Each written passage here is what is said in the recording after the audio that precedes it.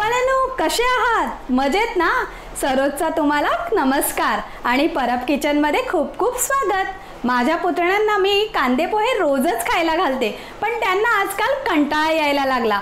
त्यासाठी मी एक छोटीशी शक्कल लढवली आणि त्यामध्ये एक स्पेशल मसाला वापरला आणि त्यांना ते कांदे पोहे दिले। तर त्यांना ते एवढे आवडले। तर ह्या कांद्या पोह्यांची रेसिपी तुम्ही नक्की पूर्ण पहा आणि करून पहा आणि खाली कमेंट बॉक्स मध्ये सांगा कसे झाले।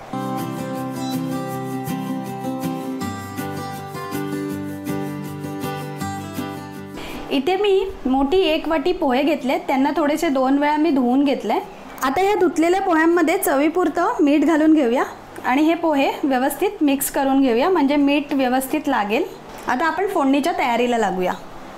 आता आपण फोडणीसाठी पॅन गरम करून घेऊया। पॅन चांगला तापला की त्यामध्ये 2 मोठे चमचे तेल। आता आपण तेल गरम व्हायची वाट बघूया। तेल गरम झालं की मी सर्वात प्रथम हे शेंगदाणे भाजून घेते तेलामध्ये। पोहे म्हटलं की पोह्यांमध्ये शेंगदाणे किंवा उकडलेले बटाटे आपण घालतो। मी इथे उकडलेले बटाटे नाही घालत आहे, शेंगदाणे वापरते, कारण माझ्या पुतण्यांना उकडलेले बटाटे जास्त आवडत नाही, त्यांना शेंगदाण्याची चव खूप आवडते। आता हे शेंगदाणे आपले तेलात चांगले भाजले आहेत, त्यानंतर आपण कढीपत्ता घालून घेऊया। कढीपत्ता चांगला तडतडला की 1 छोटा चमचा मोहरी आणि 1 छोटा चमचा जिरं। मोहरी आणि जिरं आपलं तडतडायला लागलं, आपला गॅस हा स्लो करूया, थोडंसं परतून घेऊया फोडणी। आता ह्यामध्ये कांदे पोहे म्हटलं की कांदे हे येतातच, म्हणून हा मोठा बारीक चिरलेला कांदा घालते मी फोडणीला। तोही आपल्याला तेलामध्ये चांगला परतवून घ्यायचा आहे। थोडासा हा कांदा पारदर्शक होईपर्यंत, म्हणजे ट्रान्सपरंट होईपर्यंत, जास्त करपवायचा नाही आहे।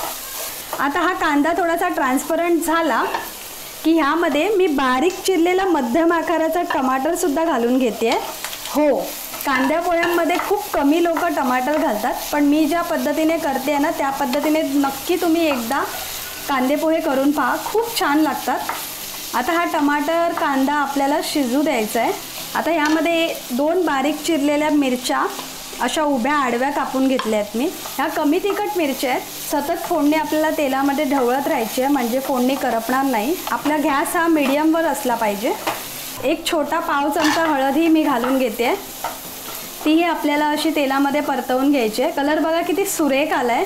आता मी यामध्ये माझा सिक्रेट मसाला वापरणार आहे, मॅगीचा मॅजिक मसाला। त्याचं अख्खं 1 पॅकेट आपल्याला ह्या पोह्यांमध्ये घालायचं आहे।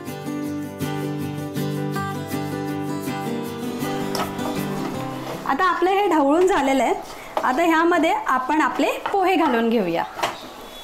हे भिजवलेले पोहे आता आपण यामध्ये घालून घेऊया। आता हेही आपल्याला व्यवस्थित परतवून घ्यायचे, ह्या सगळ्यामध्ये एकजीव करून घ्यायचे। पोहे आपण मिक्स करून घेतले। आता ह्याला आपल्याला 2 मिनिटं वाफ काढून घ्यायचे, म्हणजे आपले पोहे व्यवस्थित शिजतील। आता ह्याच्यावर आपण झाकण ठेवून याला 2 मिनिटं वाफेवर शिजू देऊया। पोहे शिजायला जास्त वेळ लागत नाही, 2 ते 3 मिनिटं। झटपट असा होणारा सकाळचा नाश्ता आणि सगळ्यांच्या आवडीचा। आता आपले पोहे शिजलेले आहेत। गार्निशिंगसाठी आपण कोथिंबीर घालून घेऊया। पोहे भिजवल्यानंतर त्यामध्ये मी अगोदरच मीठ घालून घेतलं होतं, म्हणून आता मी हे पोहे शिजल्यावर मीठ घातलेलं नाहीये। तर असे हे थोडेसे हटके ट्विस्टवाले पोहे तुम्ही नक्की करून पहा आणि खाली कमेंट बॉक्समध्ये सांगा कसे झाले।